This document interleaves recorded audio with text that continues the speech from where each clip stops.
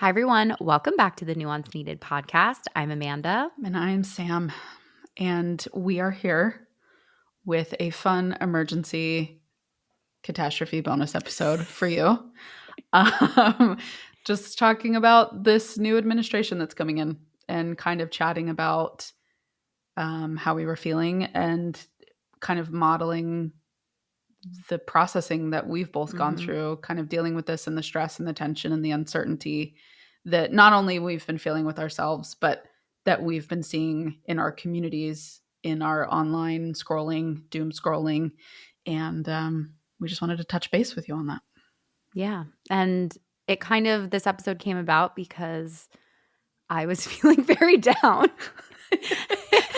And Sam is very good at sharing about history and, reminding us that we're more capable than we think we are. So that's also the context of kind of going into this episode is I was spiraling and Sam brought me back a little bit. This is a big Sam's history corner episode. So bear with me. I kind of go into the weeds a little bit on things. But that is what helps me process a lot of the stuff that's going on. So, yeah. We hope you enjoy. Bye.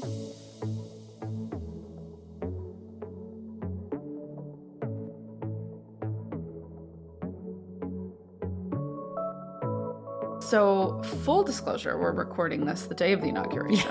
So we're having a great day. Everything's fine. Yeah.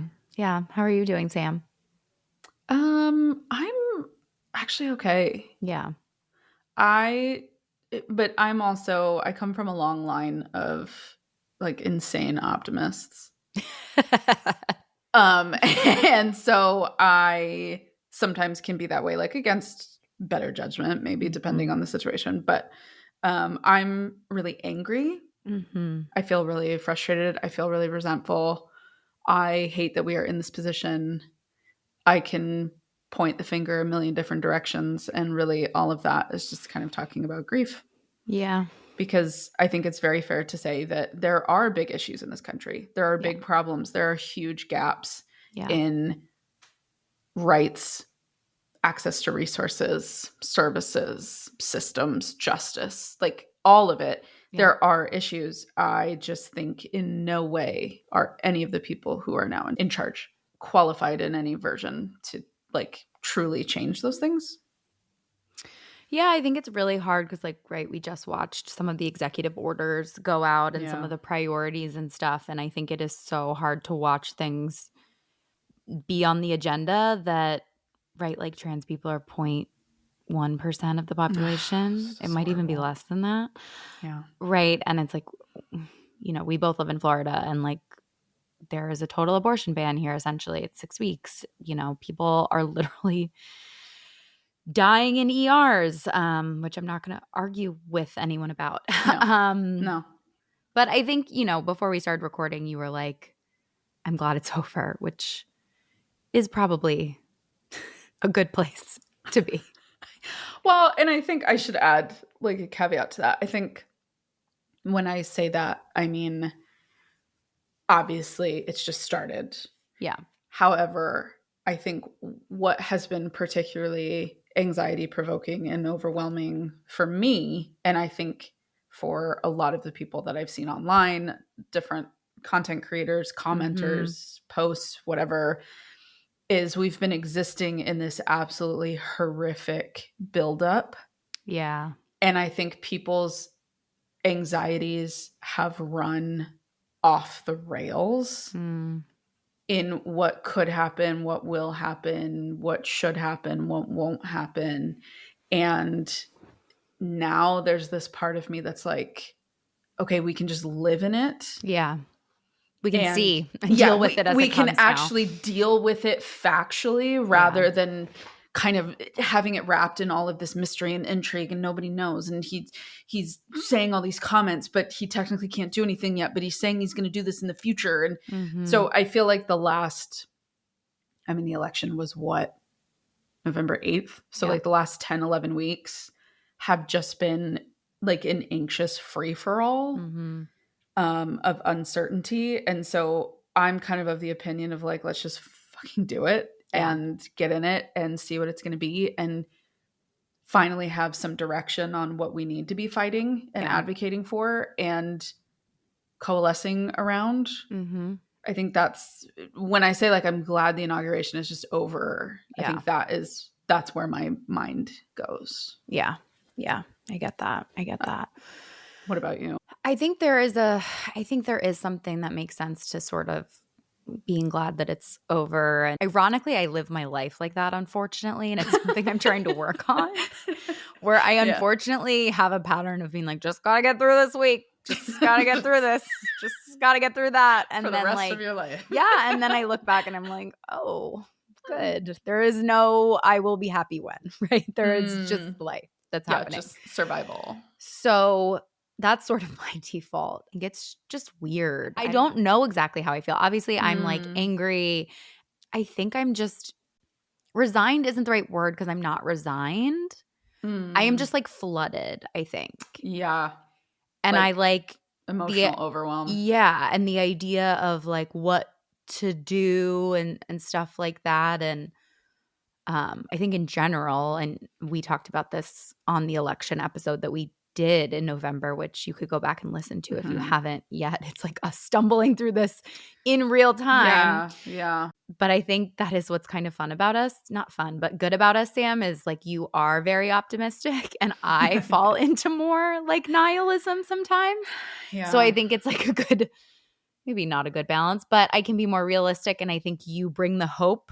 And that's really good. And it's something I need in my life. I try to come back to, I don't know if it's going to be okay, but like I'll be there.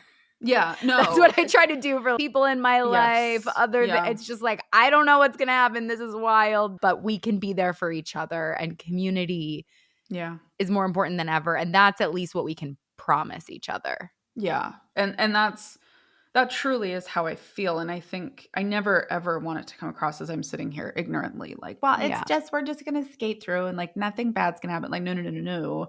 Yeah. I am terrified for my immigrant neighbors. Yeah.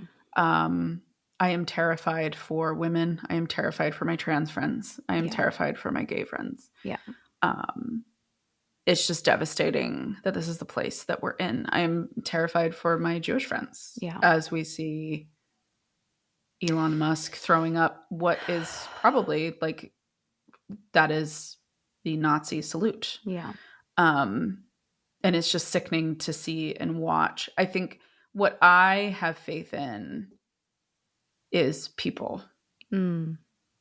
And I think something that helped buoy that in me was the way people in Los Angeles responded to their neighbors who lost everything. Yeah. The way people responded to the hurricane stuff. Mm-hmm. I believe that most people are inherently good and want good things. Mm-hmm. Sometimes they get tripped up on how to do that or how to get there. But I think the work that I've done has showed me a lot of people are just in pain. Mm-hmm. And another element that I was thinking of last night, knowing that this day was kind of coming and it's kind of this heavy like confirmation of the start of something that you have no idea how it's going to end up or how it's going to turn out. And what I realized is I think for so many of us in the millennial generation, and I think Gen Z as well, fighting and advocating for rights was seen as something that was already done. Yes. I think it was this thing that you see in black and white pictures of suffrage and civil rights and Stonewall and, you know, all of these different facets of American history that felt so far removed. Yeah. And there were so many things that we had just assumed were enshrined in the foundation of this country now. Yeah. And to have all of that be thrown into uncertainty is really jarring. And I think we weren't prepared to fight. Yeah. No, we were obviously it's like so ignorant. Like, right. Absolutely. Right. Like, that is, I think, the other thing about very privileged. Yeah. And, growing up, our friends of color, like, I don't think they thought that the struggle was over. Yeah. But right, in pop culture, in media, even though lots of people of color were left out, like it was easy to, I think, be the way history books were written. It was Yeah. like, we're done. We Yeah, did this it. is it. Everyone actually has, you know, the same rights now. And yeah, it's, and yeah. you know, I appreciate you filling in that gap, because that I was not at all trying to say like it was actually done. It in no way ever was. Yeah. Just like Obama was not a harbinger for a post-racial society. Right. If anything, I think a lot of what Trump is and why Trump came to power in 2016 was a repudiation of everything Obama stand for. Yeah. Because he happened to be a Black man who spent 8 years in charge and attempting to dismantle and rebuild the system into something that worked better for everybody. And that was really triggering to a lot of people who recognized that they were going to be losing power and influence in that type of a system. Yeah. And so now here we are. And this is, again, I think the current Trump administration is a repudiation to Me Too, to Black Lives Matter, to women feeling empowered and emboldened, and statistics that say that women are now in many ways more successful than a lot of men. But we don't hold as much power. Yep. Hold as much power. Women still only receive 2% of venture capital funding. They only make up 27% of government positions. My favorite stat is there are more CEOs in like the Fortune 500 company that are named John than like women. Good God. That's so annoying. Anyway. Last night, I think I was really thinking, like, I think part of why people are so depressed and upset is they are kind of shocked at how hard we are going to have to fight back now. Yeah. And it is going to take a lot of energy and a lot of effort that I think people are afraid they don't have the reserves to tap into. And I think the pandemic is like, oh my God, I don't know. There was something so like emotional for me about the TikTok ban, not even because of TikTok. Yeah. But it was because it reminded me, not that I missed the pandemic, I don't, but there was something about how like the very early days of TikTok, it's like thinking about when they first said, guys, we're going to be home for 2 weeks. And we all thought that was like so intense and horrible. And how are we going to do it? Yeah. And then everyone was like, I'm going to bake bread. I'm going to be so productive during those 2 weeks. And then, it was like a year. Right. I think it's very interesting and tied to sort of what I've been through also with, I had just gotten married before the pandemic. And my husband and I had kind of been like, you know, we're going to take a few years. We're going to travel. We're going to do all these amazing things. We're going to like live our life. And then we couldn't. Yeah. And then we decided we were going to have a child, and we figured it would take a year or two. And then I got pregnant immediately. So in my brain, it feels like pre-pandemic. And then I came out of the pandemic and I like had a child and I live in Florida now. And I talked about this on my podcast, actually, when I did the Recover-ish podcast. It's called the pandemic skip, and how many women specifically like lost so many crucial years of their life that is potentially also impacting how we're feeling about having kids too. If you are feeling overwhelmed, sad, angry, frustrated, all of those things that we've been talking about, and you're feeling like you need more support, I would love to share with you about my practice, Therapy for Women. We get what you're going through. And if you are looking for a therapist that will support you in this, please check out our website, therapyforwomencenter.com. We have therapists licensed in 42 states across the country, and we have 3 local offices in the Philadelphia area, coming soon to New Jersey and Florida. So again, check us out at therapyforwomencenter.com. I know I felt like my life went on a 2-year pause. Yeah. Like just stopped. Everything stopped. Oh my God, we've never talked about, because you were working in the hospital during COVID, right? Oh, yeah. I was on shift the day everything shut down. Oh my God. I was there. We were watching it. I remember it was like Disney is closing its parks. Yes. Major League Baseball is closing its stadiums. Yeah. The NBA is closing everything. The other thing that I find really interesting too, and I genuinely could do like a multi-parter podcast on my experience of living through that. Yeah. But something that was so crazy is So the emergency room that I worked in was actually huge. And it was 75 beds. Yeah. I've actually found out it's now expanding to 100 beds, which is insane. Yeah. I don't have a context for that, just so you know. I just said wow, and I have no idea what that means. Sorry, I should have. How many beds are in an average hospital is probably a better question. So probably around like 30 to 40. Oh, okay. Yeah. So like 3 times the size. Yes. And we were having like on average like 250 patients a day. Wow. Yeah. Like on our busiest days, that was about the number that we would see. So we were a very, very busy ER. Mm-hmm. So at the front entrance of the emergency room, they did this whole overhaul and they built out this area that was called accelerated care. And basically, because a lot of people come to the emergency room for kind of like, oh, I feel sick, I feel this, I feel that. It's not an emergency. It's more like primary care issues. Yeah. So this accelerated care area was for more of these primary care issues. Yeah. So there were like 18 rooms in there. Most of them were like curtained. Some of them had doors. So that opened mid to end of January 2020. Yeah. And on March 17th, 2020, they sealed off that whole area and that became the COVID space. I didn't go back into that room for 2 years. Wow. That's insane. And that was where anybody who they thought had COVID or was testing positive for COVID went in there. So it was just like, there were just things like that happened that were just wild. And I think collectively, something that I feel a lot of bitterness towards the first Trump administration, and I think Trump at large, is he ended up sowing so much division and confusion that nobody could take a breath to process the fact that we were going through something so horrific and so traumatic and so confusing and uncertain. And instead, he just whipped up the most insane level of chaos and confusion and uncertainty. And racism.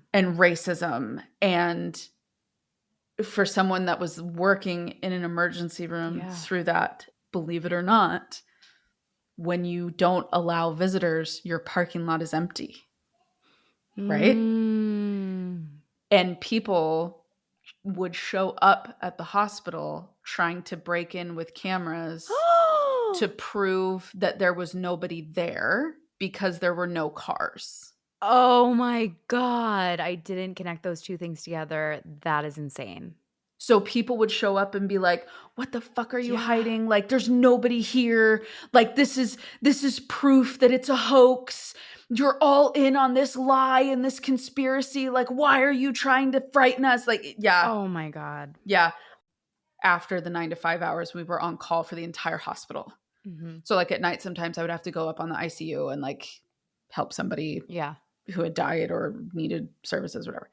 So, I heard about that through them, that there were people that tried to like barge into the main entrance of the hospital and multiple times. And they did it to multiple different hospitals, Intermountain hospitals, like throughout Utah and Salt Lake County. And it was wild. Like they literally were like, you're lying. Like you would come out of the hospital and they would be like, why are you lying to us? Oh my God. And it did like... What do you like? What do you do? Like that? This is right. The precursor of like people yelling at FEMA and like rejecting FEMA's help. Yep. Right. Yeah. In North Carolina. Yeah. Anywho, pandemic was a hard time. It was. That was bad. It wasn't great. Don't know if you remember it, but it was really shitty. I was in the first 100,000 people in the world to be vaccinated. Wow, because you were a healthcare worker. Yeah, because I was a healthcare worker. So interesting. But I remember there were people that were like, well, are you going to get it? Like, you haven't had kids yet. It's going to ruin your fertility. I'm like, please shut up. Like, I'm sorry. I will not argue with you about vaccines. I will not do it. Hate me if you'd like. I don't care. They are miraculous inventions that have saved millions and millions of lives. And if you don't want to get them, just know there are consequences to that. that are horrible. Yes. And in the emergency room, even though we were in a pediatric emergency room, the law is if someone is arresting, meaning they're having a heart attack or they've stopped breathing or whatever, it doesn't matter what age they are. By law, the emergency room has to take them immediately to the closest emergency room. Yeah. So they are stabilized in that emergency room and then transferred out. So I have had children that were from unvaccinated parents that developed meningitis. Oh my God. And were like probably going to die. So you get to read and believe whatever you want. And there are consequences to not listening to science. And there are consequences to not listening to people who have spent their lives and dedicated their lives learning about and understanding something. And I think this is across the spectrum. This isn't just vaccines. This is climate change. This is social issues. This is healthcare. This is anything that you can think about. And I think if I boil it down, what I am so angry about with this administration is how we have turned our back on valid, proven information. Yes. Yes. And it is causing mass confusion in what people trust and where people think they can and can't get information from. Yeah. And I think it's causing, like, really amplifying this feeling of nihilism that nothing matters. Nobody knows what's really going on. Nobody understands anything. So what's the point? Yeah. Everything's doomed. We're cooked. If I see one more person comment, "We're cooked," I'm going to give up my content creation career. I just think, and we were kind of like, I think what's so hard is the internet becomes a place of coming together and like talking and making jokes and being nihilistic in your jokes. And sometimes people who aren't on social media platforms don't understand the context of how people talk. Right. And I think what's hard is because, which is like the theme of our podcast and something we say literally every episode, social media, it makes things more extreme. Yes. It starts with, someone making a joke that like, I want to give up, and it rapidly goes to complete nihilism. It also feels easier. Like Sam was kind of giving me a pep talk before we started in the best way of just, I think you're really good, Sam. You know a lot about history and you are very informed about what's going on and things like that. And I keep trying to come back to like, it's what they want. Like they're doing mis and disinformation on purpose. On purpose. To try to make us not interested in speaking the truth, in talking about what's going on. They want us to not think that we can make a difference. Yes. And I'm going to steal the quote that Sam said to me before we started recording. We still have local governments. We still have state governments. Like, there are still structures in place. And I'm going to give the mic to you because you are smarter than me. I think here is... Yeah, let's give the pep talk. Here is my pep talk to you. If you are feeling daunted or intimidated or overwhelmed, understandably so, kind of in a dark place with this administration that has just arrived on our doorstep today. And it feels like they have a bazooka and a flamethrower and a nuclear warhead ready to just eviscerate everything. And we don't know what they're going to use. We don't know what level of repair and rebuild we are going to need to have. Yeah. What I have reminded myself of is a couple of things. One, the federal government is still standing. The House and the Senate love power. Yeah. They love power. They crave power. They are not going to give that up easily. Yeah. Underneath that, we have state governments, which actually I think over 30 state governments are bipartisan, meaning like there's not a supermajority. Well, Florida is not one of them. No, we chose a really crappy place. I'm sure Utah is also a supermajority as well. Utah's a disaster. This place feels blue compared to where I came from. But anyway, I say that not to minimize any of the concern. Yeah. But I think there was kind of this attitude as if everything had collapsed now that he was elected. And I want to remind you that that is not true. Yeah. Yes, I'm sure some of you are giving me the rebuttal of, but they have majorities in the House and the Senate. They have a 3-seat majority in the House. Mike Johnson has what's called the Freedom Caucus up his ass that they don't like anything. So the Freedom Caucus is far right. Okay. And their whole thing is they kind of have this obsession with like the debt and the budget and no spending and don't. So like they have torched Donald Trump bills in the past because there were spending in those bills. There's like 20 something members. That 3-seat majority is evaporated if even 3 of them are unhappy with what's going on. Yeah. And so Marjorie Taylor Greene was a part of that group. Matt Gaetz was a part of that group. There's a bunch of different, Jim Jordan, there's a bunch of different people. So Mike Johnson has that problem in the House. In the Senate, they have a 3-seat majority. Part of the problem is you need the Senate and the House to pass things together. Yeah. And John Thune, who is the majority leader of the Republicans in the Senate, does not.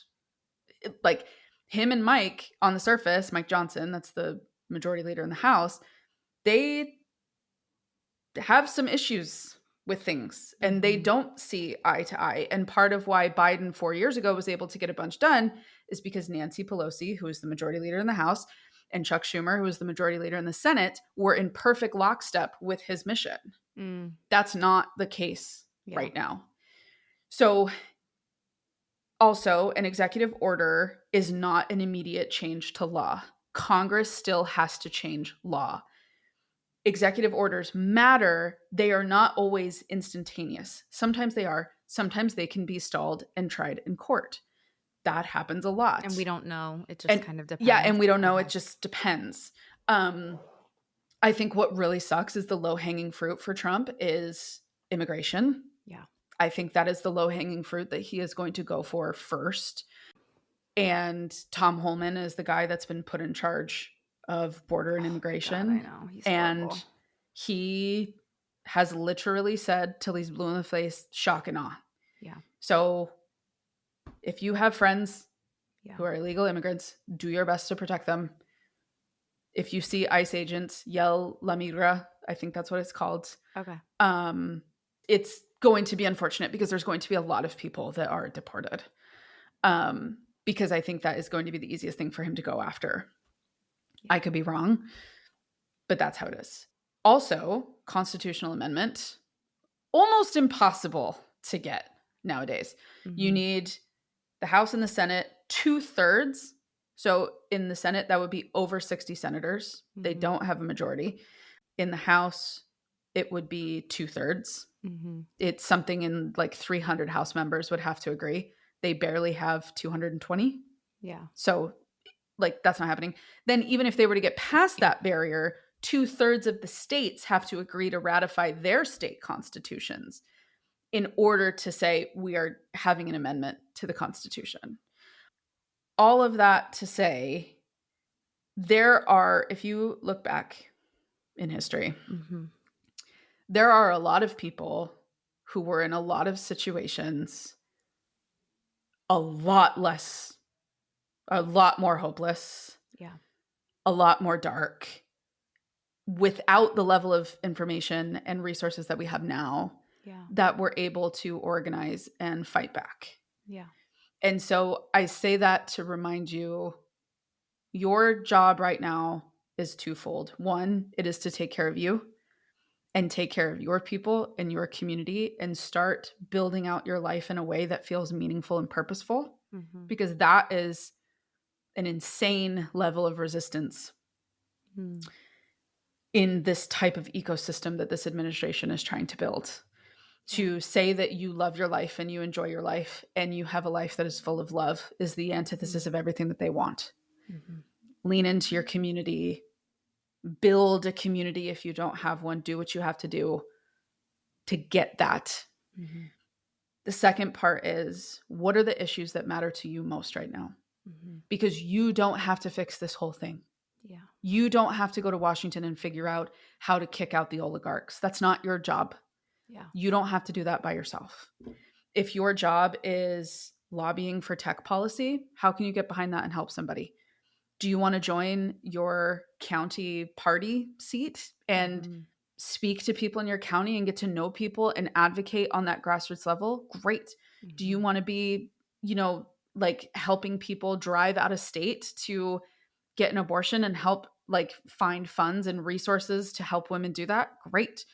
Like, I think right now is a time to go internal a little bit and decide what is the fight that you feel prepared to take on? Yeah. And where are you at in your life right now? And what do you have to give? Because and what matters most to you. Exactly. If all you have to give right now is my home is a safe space for you, and I will cook food for you, and I will love on you and support you, that is just as important as the attorneys that stand in front of SCOTUS and advocate for our rights, or the House members and the Senate members at the federal and the state level who are fighting to keep this thing going. What we need to do is we just all need to individually do our little part in our little corner of the world. And I don't know where this is going to end up. I don't know what's going to happen. Nobody does. However, I truly believe in Martin Luther King Jr.'s words when he said, "The arc of the moral universe is long, but it bends towards justice." And I think maybe there were some of us that needed a wake-up call. Those of us that still have privilege to realize that this work is not done. It's far from over. And we have to rest and keep moving. And it's okay to feel down. It's okay to feel hopeless. It's okay to feel frustrated. And that is not a place that you have to live and reside in. Sorry, I've been on a fucking monologue. So no, I'm like, this is so good. Should we just end it here? No, it's great, Sam. And I think you can hold both things. Yeah. You don't owe the world your misery. No. In fact, it will make it more difficult for you to do the things you care about and put time into making a difference. Yeah. Yeah. So I try to remember that as well, as someone who easily falls into that. Like, there is no gold medal. No. You don't owe people that. And people aren't better than you who are more desolate and hopeless. Right. And I worry sometimes that happens on social media. Is like anyone who isn't saying we're cooked, it feels like a betrayal, which I get. It just, I would love to teach people that you can have thoughts and feelings come up, and it doesn't mean that that's actually what you believe. Yeah. It's okay to say, maybe I was informed by someone else, someone else's anxiety, someone else's fear, someone else's uncertainty, because that's what's being shared right now. Is it's just this collective cluster of fear. And we've been given reason to be afraid. Yeah. And that's what's so discouraging and sad, is it's like we have all of these reasons over here to be frightened. And it's okay to look and say, not everything is a crisis. And I just really, truly, some of the most inspiring people in the world to me, from the grand scheme of history, would be to, one, civil rights. Yeah. Read about civil rights, read about the work for suffrage, read about the enfranchisement of women and Black people. It will inspire you of what they went through and what they fought through. And the other is the French resistance during the Second World War. They had nothing. And they were responsible for prepping the invasion of D-Day. D-Day would not have been possible if they had not been running around causing all sorts of mayhem. Yeah. And they knew if they were caught, they would die. Yeah. It was inevitable that if they were caught, they would die. And I look to that as, if they could find the bravery to show up and fight for what mattered to them, I know in my life right now, as someone who does have privilege, I can show up and fight and advocate and take risk and use my platform for good when I can, and getting the word out. And this is my love letter to you, that it is okay if it feels dark. And that doesn't mean that this is the cloud cover we will be living under forever. And I love you. and you're great. And that's all I have to say. Yeah. I mean, I think what I get caught in Yeah. is even when I back up in history, right? It helps. And I think what's hard is it feels like everyone keeps saying we're living in unprecedented Yeah. times. I think what's hard is when you think about history, a lot of us think about the past 100 years or so. Yeah.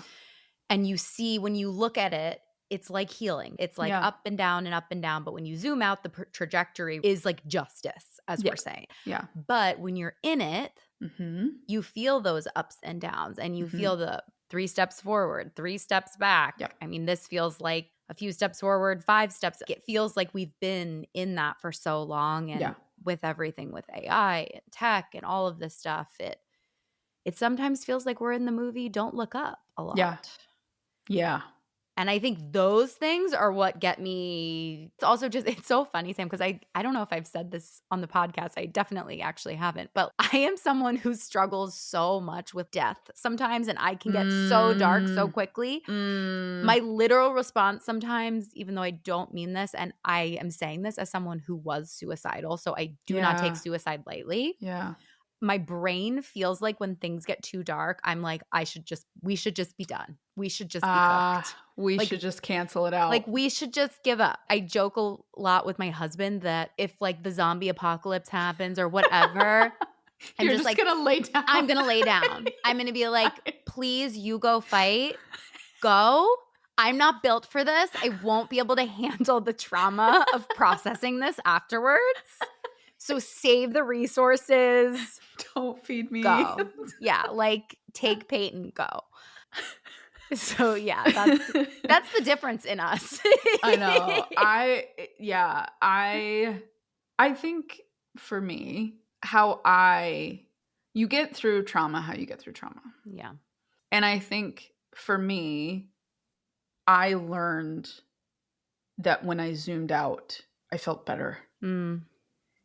And when I was able to look at things from that vantage point and actually see the forest through the trees, it felt less scary. Yeah. And so I think sometimes people can get a little frustrated with me because they're like, just tell me it's shitty. And like, I will. And like, it's hard. And it feels like we are in a really garbage part of the forest. Yeah. And it's also a very big forest. And I have faith that somehow we can find our way through this and do things better, even if it's just bit by bit.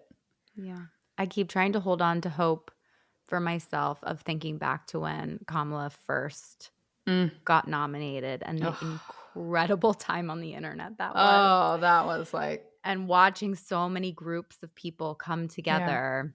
Yeah. That could make me cry. It was just incredible. So I keep trying to be like, those people are still out there. Yeah. We're still here. We didn't get what we wanted. But we're all still here. Yeah. And if all of us can still do something to help, we can, fix the damage that's going to happen in the next 4 years. Yeah. And we'll be here. Yeah. Chatting away. We will. About nuance. We will. Thank you so much for listening to this episode of the Nuance Needed podcast. We would love it if you supported our show. Please rate, review, subscribe, or share. If you're on Spotify, ring that little bell so that you get automatic downloads of our podcast every week. We love doing this podcast so much, and we want to be able to continue to do that, and we need to reach as many people as possible. We appreciate you so much, and we'll see you next week.